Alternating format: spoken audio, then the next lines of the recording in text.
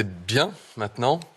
Il permet de réaliser entre 2,5 millions et 4 millions de tests par semaine, tous gratuits, je le rappelle, dans 12 000 points de test, avec toujours un rendu des résultats dans 90% des cas dans les 24 heures qui suivent.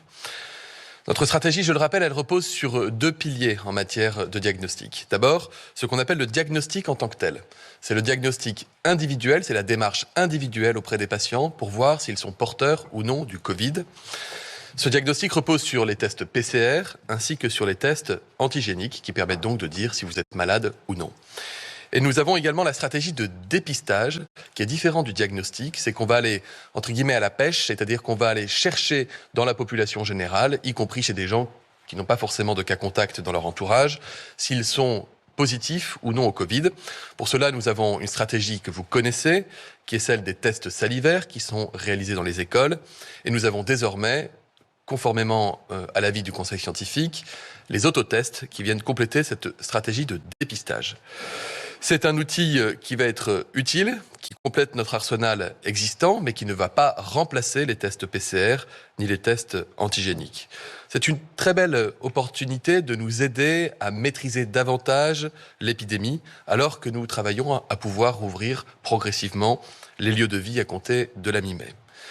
Pour que les autotests fonctionnent bien, il faut que nous puissions les utiliser de la bonne manière. C'est-à-dire qu'il faut d'abord les utiliser de façon régulière. Le Conseil scientifique dit au moins 1, voire 2 fois par semaine. Ensuite, chaque test, lorsqu'il est positif, doit être confirmé par une PCR classique en laboratoire. Pourquoi ?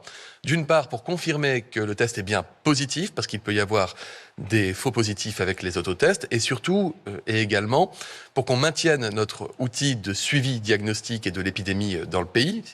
Et enfin, parce que ça permettra de dépister s'il y a ou non un variant avec ce test.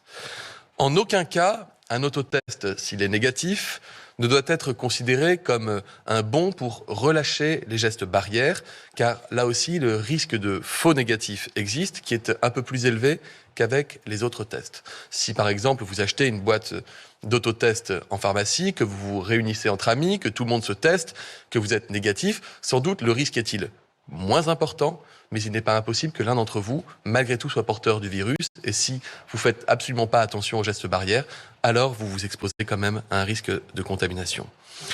Nous déployons donc une stratégie qui répond à cet objectif de dépistage. Ainsi, depuis le 12 avril, les autotests sont disponibles en vente libre pour le grand public, en pharmacie d'officine. Ils sont également pris en charge par l'assurance maladie, pour les aides à domicile, ainsi que les aidants familiaux. Les travailleurs qui sont en contact de personnes fragiles non vaccinées peuvent se doter de ces autotests pris en charge par l'assurance maladie à raison de 10 autotests par mois. D'ores et déjà, vous êtes plus de 500 000 à avoir acheté des autotests en pharmacie et plus de 91 000 d'entre eux ont été fournis gratuitement aux travailleurs concernés. Nous déployons également ces autotests pour aller chercher les publics qui sont aujourd'hui encore en moyenne moins testés que le reste de la population. Je pense notamment aux publics précaires qui font partie des publics les plus éloignés aujourd'hui de nos dispositifs de diagnostic et de dépistage. C'est pourquoi depuis le 12 avril, en Île-de-France, nous avons lancé une grande opération, une grande expérimentation qui est portée par 7 structures qui distribuent des autotests au sein des accueils de jour, des centres d'hébergement d'urgence, des campements de gens du voyage ou des campements roms. Ce sont 1,5 million d'autotests qui seront distribués sur l'ensemble du territoire pour couvrir ces populations les plus précaires. Dans un deuxième temps, 700 000 autotests supplémentaires seront déployés dans les quartiers prioritaires de la ville pour permettre également d'améliorer les capacités de dépistage dans ces territoires en lien avec les acteurs locaux. En Outre-mer, également, le taux de dépistage est un peu en dessous de la moyenne nationale et 200 000 autotests ont d'ores et déjà été envoyés dans ces territoires pour renforcer nos capacités de dépistage. Enfin, auprès des jeunes, et c'est Jean-Michel Blanquer qui vous en parlera tout à l'heure, pour les écoliers et les étudiants en renfort de la stratégie existante portée par les tests salivaires. Un dernier mot sur le diagnostic, le dépistage, pour vous dire que nous surveillons également étroitement la progression des variants avec deux méthodes. La première, c'est une méthode technologique qui s'appelle le séquençage du génome viral, qui se fait dans des laboratoires très particuliers, très spécifiques. La France a réalisé plus de 44 000 de ces séquençages depuis le mois de février 2021, plus de 5 000 la dernière semaine, ce qui nous place au 3e rang européen.